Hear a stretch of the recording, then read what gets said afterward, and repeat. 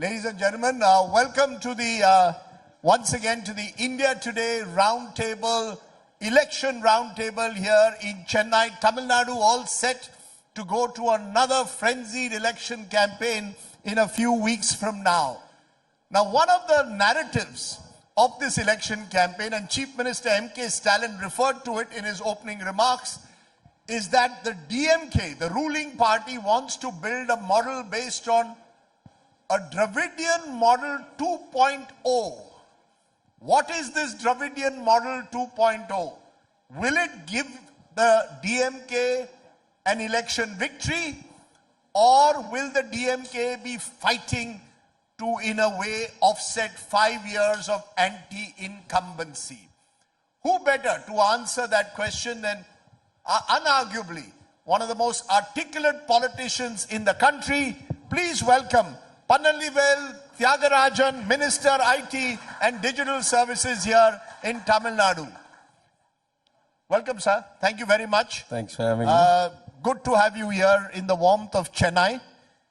I want to understand, I think viewers want to understand, what is this Dravidian 2.0 model that the Chief Minister is talking about constantly? Because I recall you were one of the initial politicians who spoke about a potential Tamil Nadu model out there.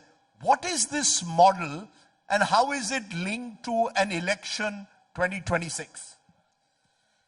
I think we should start with giving credit where credit is due. This notion of a model for a state started with 2014 election, the alleged Gujarat model, right? That was the model based on which the country was sold this dream of, I don't know what the slogan is now or what was it then. Every election the slogan changes, but development at large scale and great outcomes. That was the alleged Gujarat model.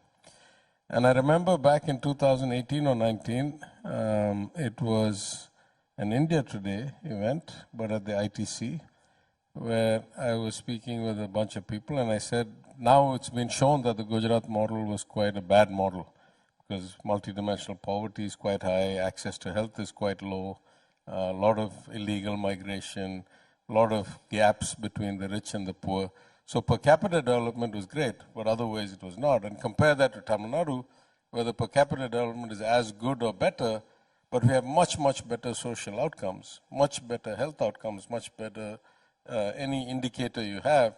And so I think it was Jairam Ramesh who first kind of said, and that was the first time you did a conclave in South India, incidentally. Till then you only did it in Delhi. Everything in India was Delhi-centric. Then you came down to Chennai. So he said, maybe there is such a thing as a Tamil Nadu model.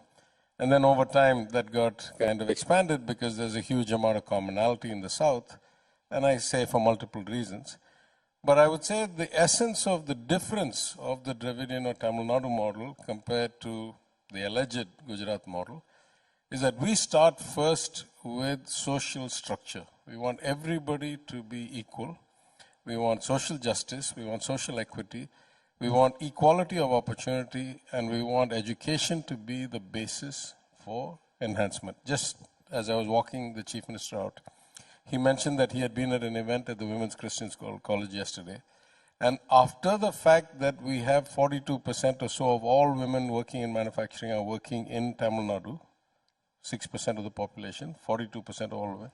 He said, I still emphasize to them that more of you need to get into the economy, keep on studying, keep on working, and whatever it takes to get you there, that's what I'm here to do. This notion of inclusion being at the heart of it, particularly inclusion of women, of minorities, of formerly oppressed communities, is at the heart of this model. And if you call it collectively the focus of human capital development, then it is a profoundly different model than kind of capex-led or, what can I say, central government, union government, endowed growth that you see in Gujarat, where you see a few industrialists get really, really rich and most of the people stay far behind. Now, can I just push you for a moment? Yeah. I asked you about Dravidian model 2.0, you immediately went and contrasted it with what you called alleged Gujarat model. Why are you all obsessed with Gujarat?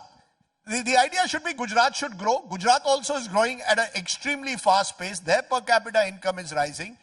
Are you positing this Dravidian model versus the Gujarat model and saying, are you willing to go to the people of the country, not just Tamil Nadu, and say, let's choose between these two models? Do you want the Dravidian model or the Tamil Nadu model or the South model, call it what you will, versus the alleged Gujarat model? Is that how you want to shape the debate, not just in Tamil Nadu, but for the future? I think that goes to the heart of your question, right? Is the South the future?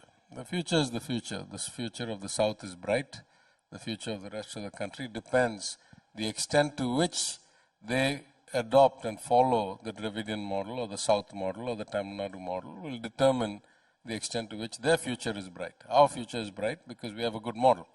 But I'm not trying to talk in absolutes. I'm saying the notion of using models as a way of projection or as a way of encapsulation was not in the politic of here till there somebody else tried to do that as a shorthand. So we also have our own model.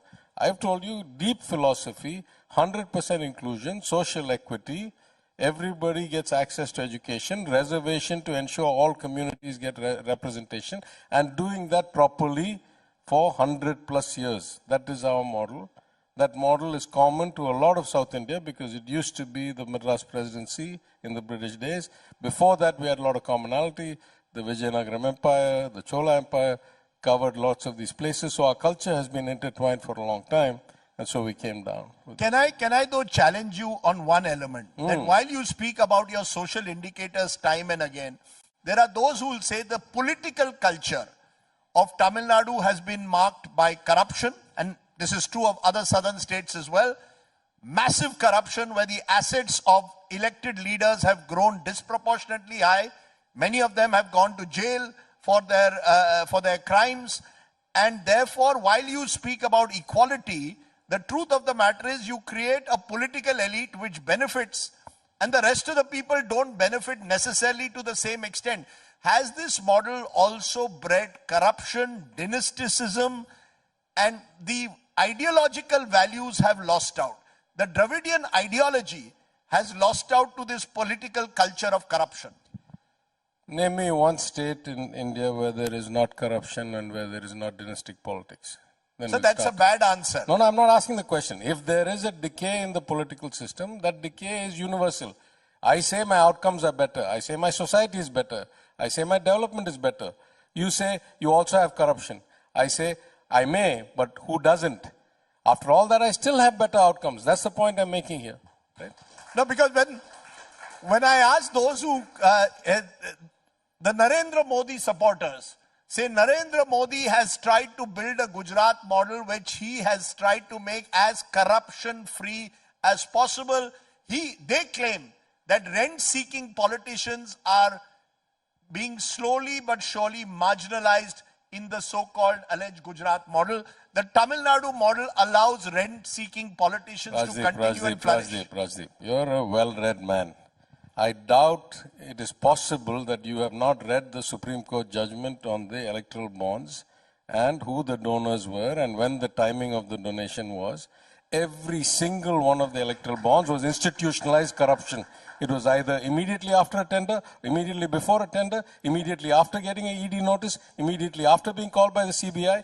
If there has been the history of institutionalized corruption in any democratic country in the world, the electoral bonds is a prime example. What are you telling me about who's eliminating corruption?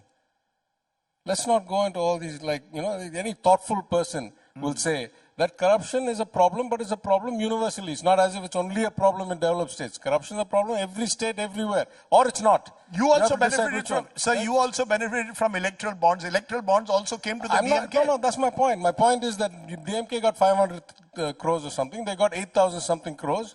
And they've got PM CARES, which they say is not a government entity, but is also controlled by the PM, and is not called the Prime Minister's name. It's called Prime Minister CARES, but it's a private entity, not subject to RTI, not subject to audit. I mean, listen, this is the last kind of bastion you want to fight on, saying somehow there's purity somewhere and impurity here. If there is impurity, it's everywhere. If there isn't, it's nowhere. Right? There's no purity anywhere. Right? Can I though say that while you focus on this Tamil Nadu or Dravidian model with its emphasis on inclusion, it also seems to, in some way, posit itself against the center. That you don't want to accept the national education policy or the three-language formula, you're anti-Hindi, you're anti-NEET, and thereby Tamil Nadu cuts itself off from the national mainstream because you're so conscious of consciously promoting your distinctive identity. Is this identity Tamil Nadu versus Delhi? There's 3-4 different points there. We are anti-Hindi imposition. We are not anti-Hindi, number one. We are anti-NEET and we are anti-anybody trying to tell us what exam we should use to filter or select our applicants who are our children going to our medical colleges funded with our money in a system that is by far the most superior health system of any state in India, and substantial diaspora of the proportion of the medical diaspora of India are Tamil. So we don't like being told that you have to dumb yourself down or you have to adopt a model that is inferior to our model because God says so or the dictator says so. So we have a model that works. Within the constitution, we are able to get good outcomes with our model. We don't like somebody else trying to tell us that you should do it my way when your track record is much, much worse than mine. If it's better, we're thoughtful people, we listen. But if it's not, why should we listen to your model? So if you keep telling us that you want homogeneity, the first question we ask is, first of all, why is that philosophically accurate? India is a union of states. It's many thousands of years of culture. Second, for us to even contemplate changing our way for yours, you must have done better than us.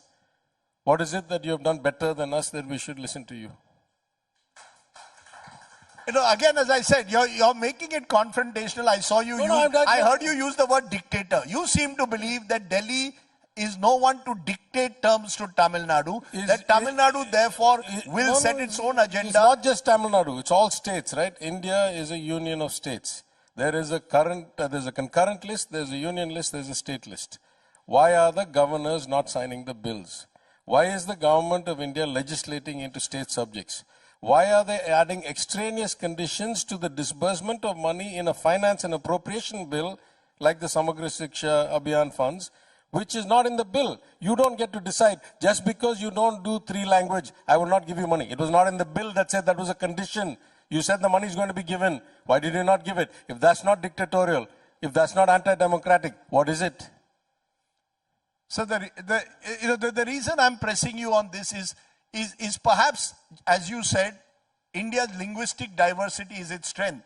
Why not embrace Hindi then? Why not embrace to make the future of Tamil Nadu even stronger in the sense that a young kid I'll make it easier for you. I'll make it easier for you.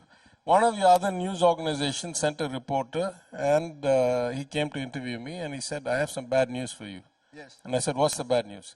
He said, Hindi is being spoken in a lot of places around Tamil Nadu. I said, why is that bad news for me? Is that like you're telling me like there's some disease spreading?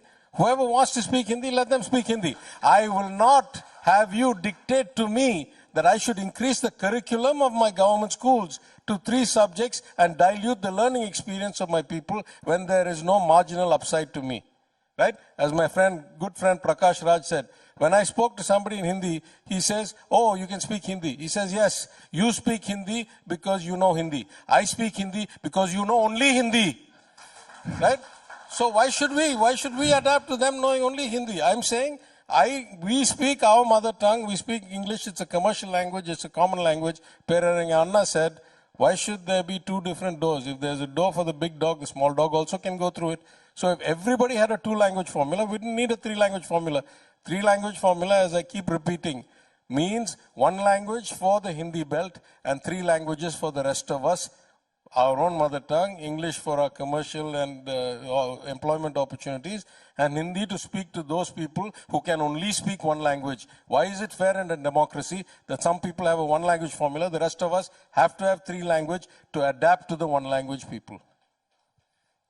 Interestingly put Mr. Minister, but broadening it to the South in general, do you fear looking ahead that these states with low fertility rate, with high economic growth, could get penalized both politically and financially. You've got a potential delimitation exercise taking place in the next couple of years. It could potentially reduce the number of seats of Lok Sabha in proportional terms, possibly, that a state like Tamil Nadu sends to Delhi. The Finance Commission has given a flat 41% rate and also put certain criteria to disperse funds. Do you worry that the South could feel increasingly alienated from the rest of the country if the gap between the southern, high-growth southern states and the so-called Bimaru states continues to widen in the next 10 to 20 years? Look, we're already at a very precarious position. Let's take the politics out of this.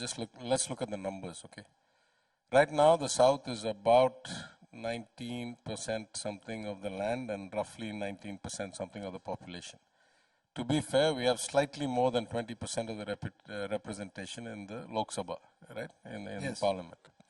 Because the delimitation was set back in the day when the population gaps had not widened so much. Now you look at it economically. We're about 30% of the GDP, at least, which means because taxation is progressive, we're paying between 35 and 40% of the total revenues of the government of India. And the finance commissions have increasingly kept cutting us down, with the exception of this finance commission led by my friend Professor Panagaria, which has marginally increased it from 15.8 to 17%. So 40% in, 17% back. You take, absolute numbers are not that meaningful. It's a federal society. The better off should pay more.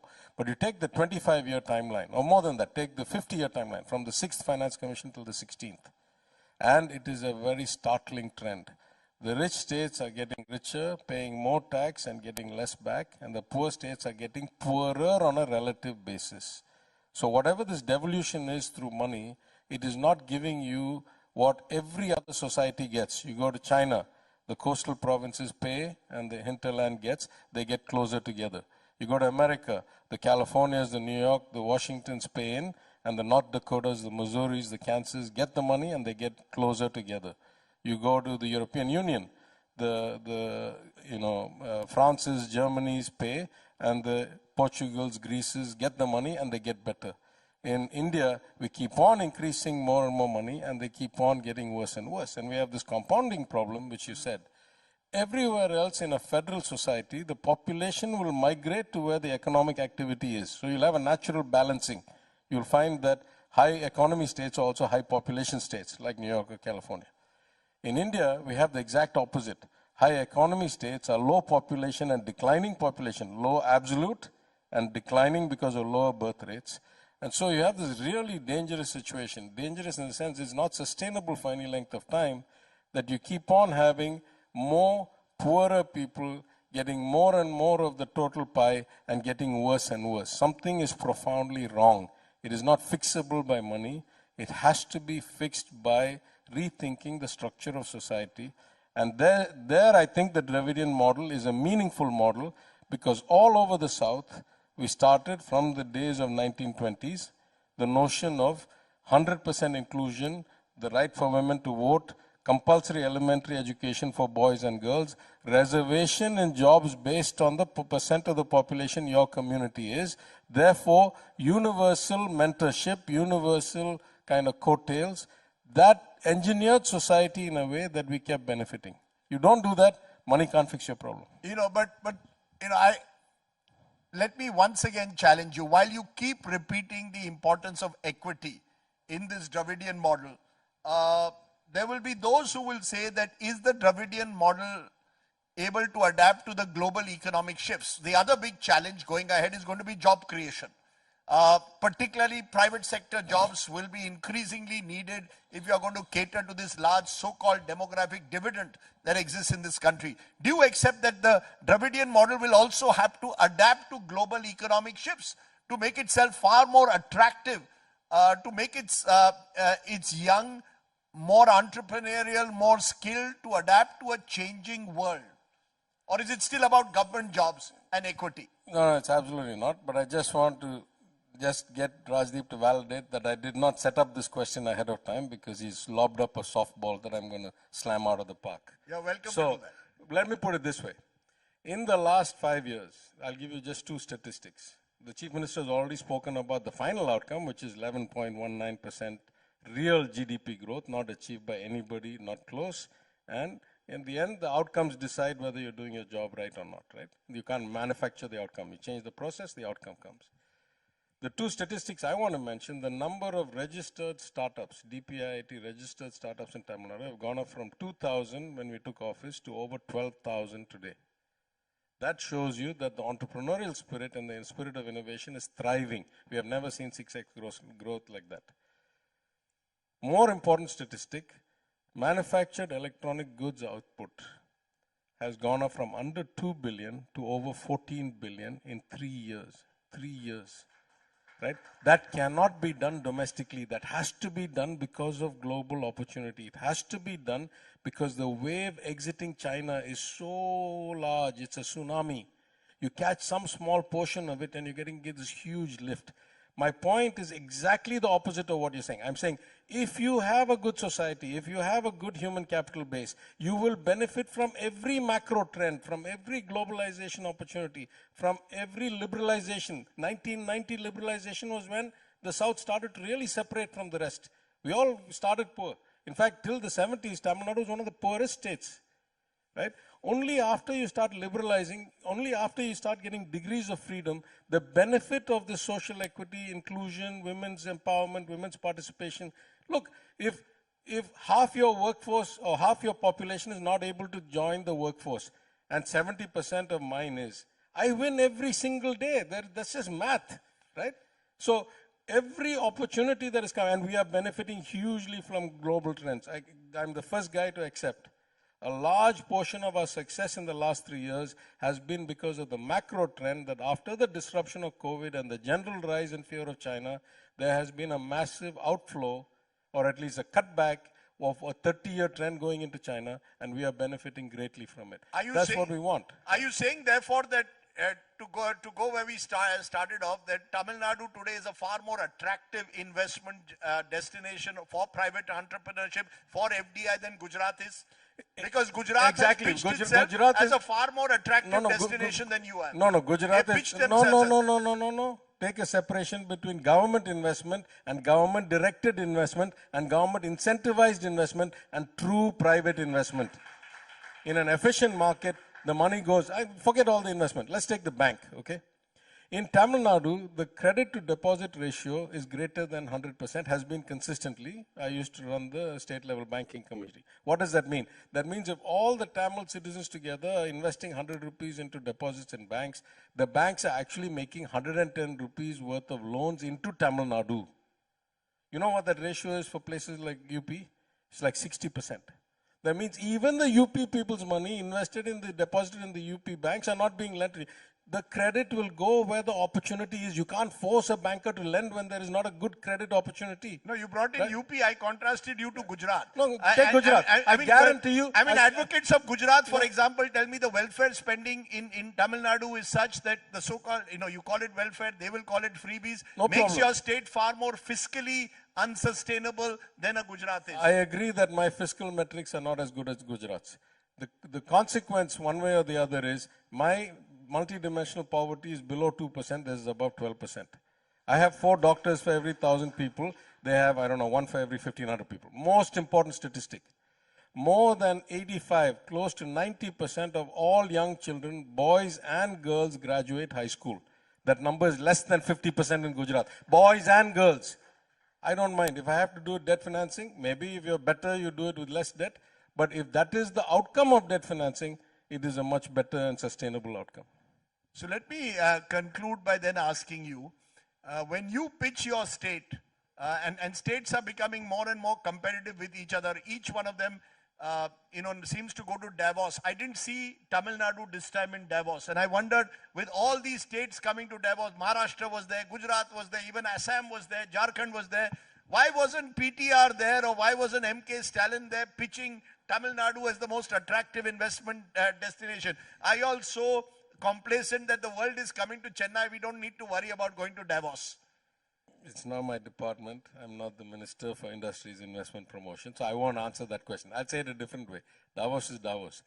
Total FDI, the impact on output, whether it's manufactured goods, cars, electronic goods, manufactured electronic goods, cars, textiles, footwear, anything. We have seen huge multi-100% increases in the last few years. I'm saying last 3 to 5, I'm not talking about 20 years. Yes. We have benefited from global trends.